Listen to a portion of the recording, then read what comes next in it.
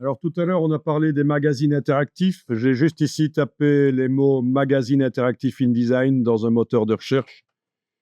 Donc la situation est la suivante. Avant, dans InDesign, il y avait le système DPS, Digital Publishing, qui était intégré jusqu'à la version 2014. Et puis après la version 2014 de InDesign, ça a été retiré et ça n'est plus disponible que pour ce qu'on appelle InDesign Entreprise. C'est les grosses boîtes qui ont une version spéciale de InDesign Entreprise dans laquelle il y a toujours les outils pour faire des magazines interactifs. Donc, dans InDesign, vous n'avez plus d'office les outils pour faire des magazines interactifs. Donc, il existe des modules externes qu'on peut ajouter à InDesign pour faire de l'interactivité et faire des applications, en fait, parce qu'il s'agit de ça.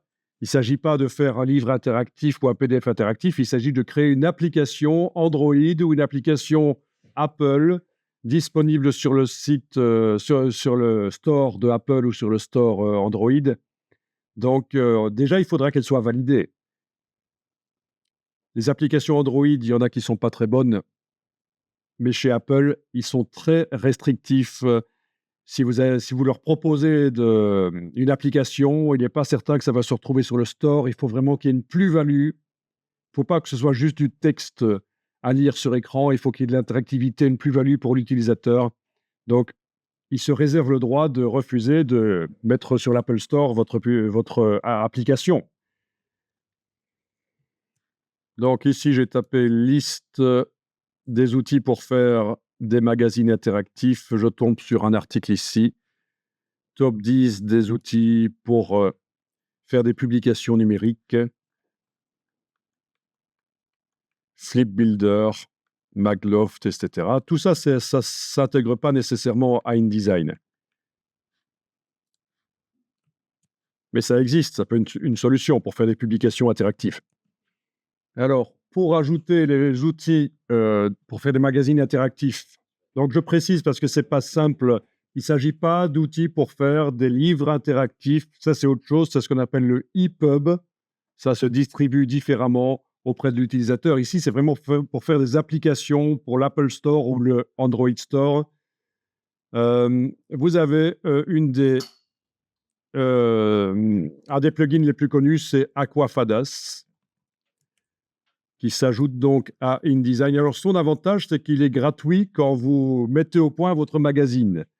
Vous n'allez payer que lorsque vous allez vouloir mettre sur le store. Pour mettre sur le store, il faudra passer par eux et c'est là qu'on paye. Donc, ça peut être bien parce qu'on peut mettre au point tout le magazine interactif, le tester en local sur une tablette sans rien payer. C'est quand il est prêt que vous payez. Donc, Aquafadas. Et ça fait partie de la marque Rakuten, qui est connue pour...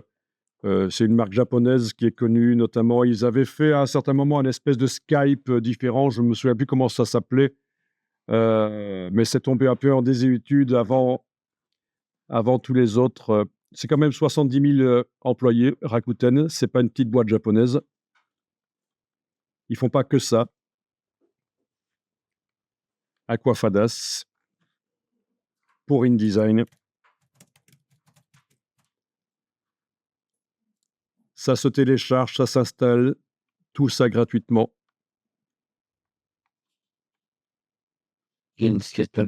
Oui.